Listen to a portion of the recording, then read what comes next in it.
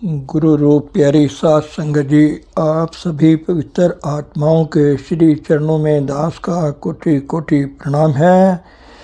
परम पूज्य महाराज जी के आशीर्वाद से आपके श्री चरणों में अनमोल वचन दास रख रहा है। कृपया ध्यान पूर्वक सुने। इस संसार में कोई भी गरीबी में नहीं रहना चाहता और ना ही कोई रह सकता है। ऐसे ही जो ये हमारे अंदर की अमीरी है, अंदर का जीवन है, ये बाहर का मृतक शरीर है और बाहर के दुखों के शरीर की जो बनावट है नरकों जैसी, महा अंधकार, महा भयानक। इसमें इंसान किस हालत में इस शरीर के साथ है जो दुखों को एकदम खींचने वाला है। तो दुख एकदम लगेगा। आत्मा को कोई दुख नहीं होता, न उसको भूख लगती है, न प्यास लगती है, न गर्मी लगती है, न सर्दी लगती है, न उसको माँ की ज़रूरत, न बहन की ज़रूरत, न भाई की ज़रूरत, न और किसी की ज़रूरत, न मर्द की ज़रूरत, न रुपए पैसे की ज़रूरत, न मकान की, न कपड़े की, किसी की भी ज़रूरत नहीं, क्योंकि वह अपने आप में ही पूर्ण है। यह इंसान का शरीर ऐसा है और मन ऐसा है जो मरा मरा हर वक्त करता रहता है। राजा महाराजा ही क्यों ना हो जाए, फिर तड़पता है, फिर तड़पता है, फिर तड़पता है। तो आप जी तो रहे हैं, लेकिन इसलिए जी रहे हो कि आप मर नहीं सकते। क्यों ऐसे जी रहे हो? क्योंकि अब कोई चारा नहीं है कि क्या करें, बस ऐसे ही चलो, कर लो गुजारा और थोड़ा एक दूसरे को देख रेख कर।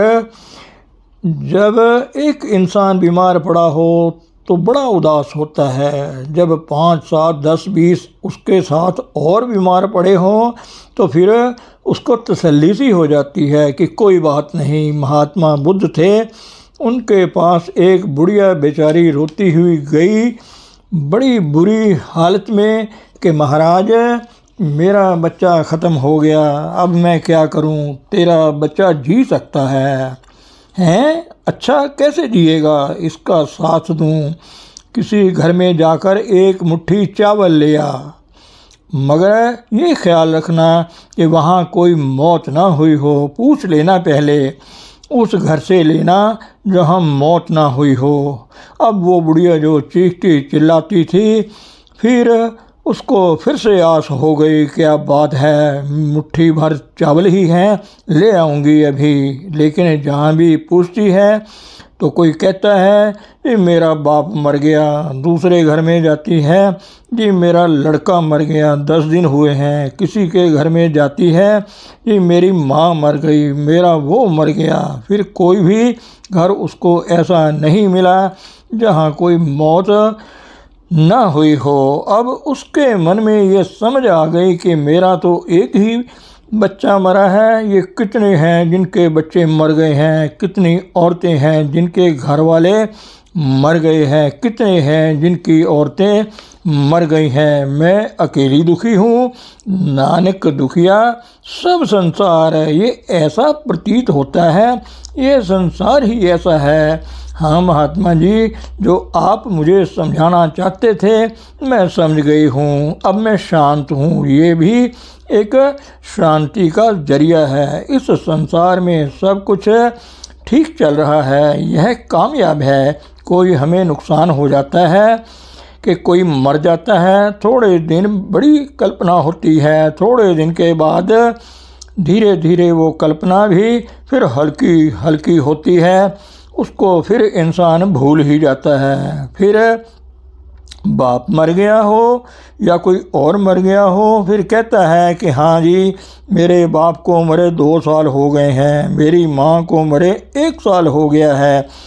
उसके चेहरे पर कोई ऐसी बात नहीं, कोई ऐसी शिकन नहीं कि कोई दुख शोक हो। नहीं, बड़े आराम से बातें कर रहे हैं, क्योंकि ये मन की हालत ही ऐसी है कि जहाँ थोड़ी देर बाद ये अपने आप को जिस हालत में से, बड़ी भयानक हालत में से गुजरता देखता है, तो उस समय इसको बड़ी मेहनत करनी पड़ती है। बाद में यह अपने आप को आराम से एडजस्ट कर लेता है। इंसान को अगर केवल एक ही चोट लग जाती है, एक चोट को अगर वह सह गया तो दूसरी नहीं आएगी। नहीं, ऐसी बात नहीं है।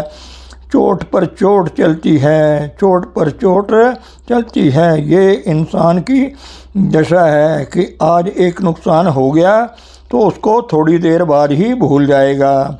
उसका दुख जो है, मरहम जो है, जख्म जो है भर जाएगा, लेकिन एक नया जख्म और हो जाता है। फिर इंसान तड़पता है, फिर तड़पता है। ऐसा इंसान जो है, इसका जीवन जो है एक नई से नई तड़पन के आधार पर ही चलता जा रहा है। हर एक ऐसा ही है, कोई ऐसा नहीं है जो इससे बचा हो। अब इससे बचने का जो है ये साधन मस्तिष्क की ओर इशारा करते हुए पूरा है हमारे पास, और इसी साधन के लिए ये शरीर बना है कि यह शरीर पाकर हे इंसान तू सदा के सुख का, यहाँ भी सुख आगे भी सुख।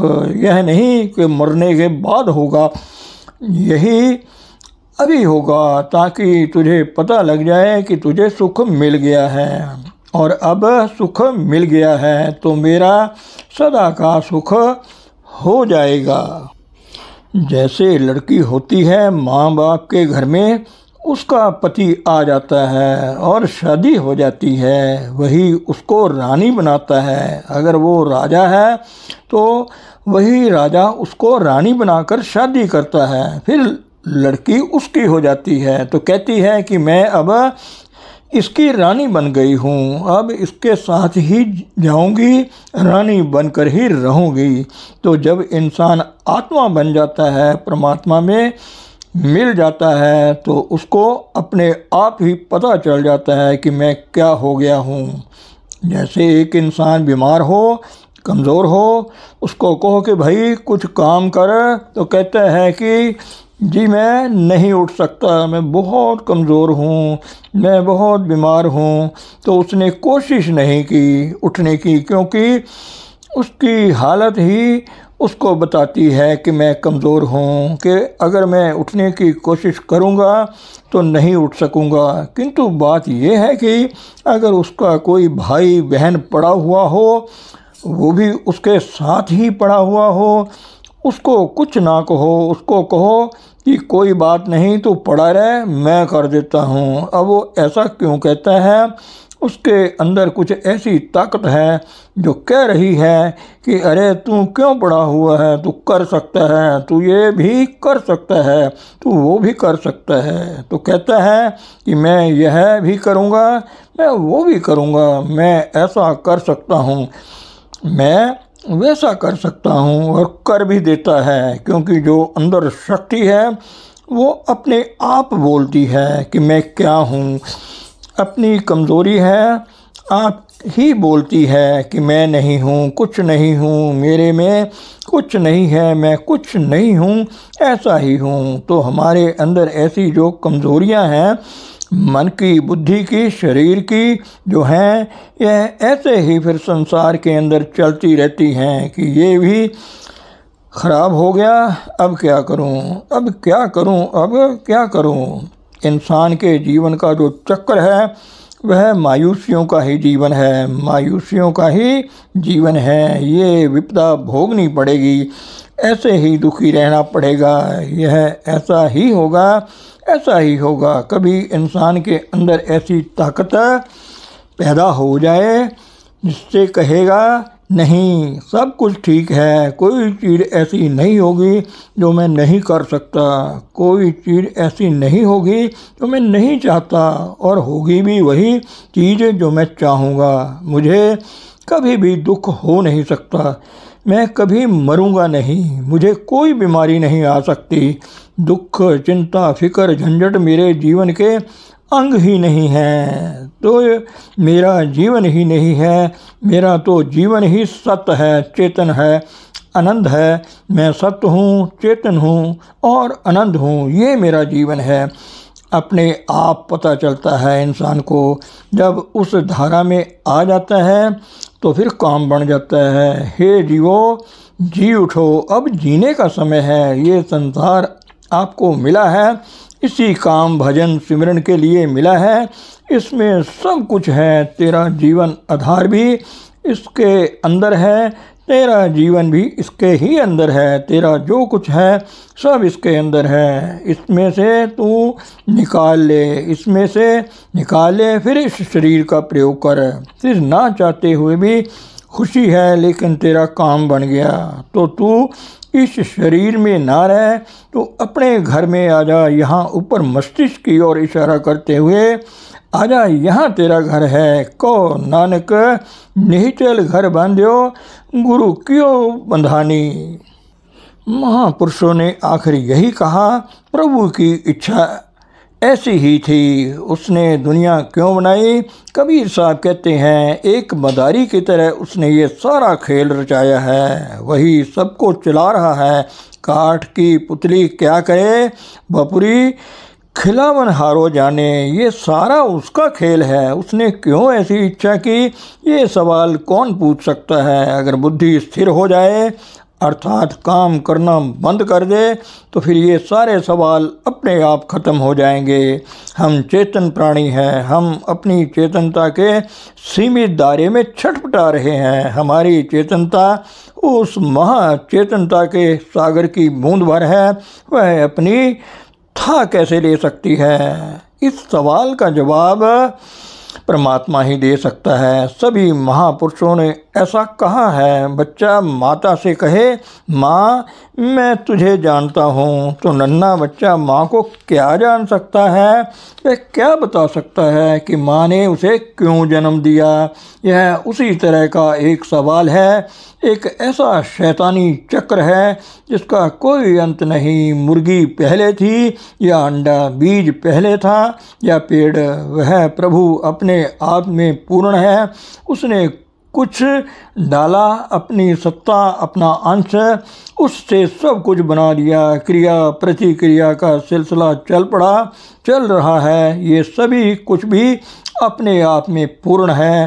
कोई नहीं जानता इसके सृष्टि के पीछे कोई और ताकत भी काम कर रही है, या जो कुछ हो रहा है अपने आप हो रहा है। और फिर जब प्रभु ने ये सब कुछ बनाया तो उसको बनाए रखने की क्या ज़रूरत थी। ऐसे बातें इंसान की समझ से बाहर हैं।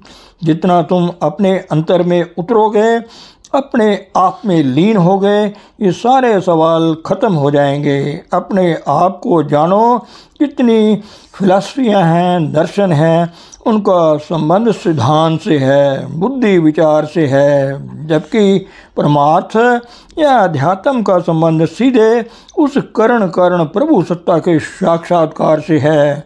इजहार में आई परमात्मा की ताकत के साथ जुड़ने से है। धन सतगुरु, धन गुरु रूप प्यारी साथ संगत जी।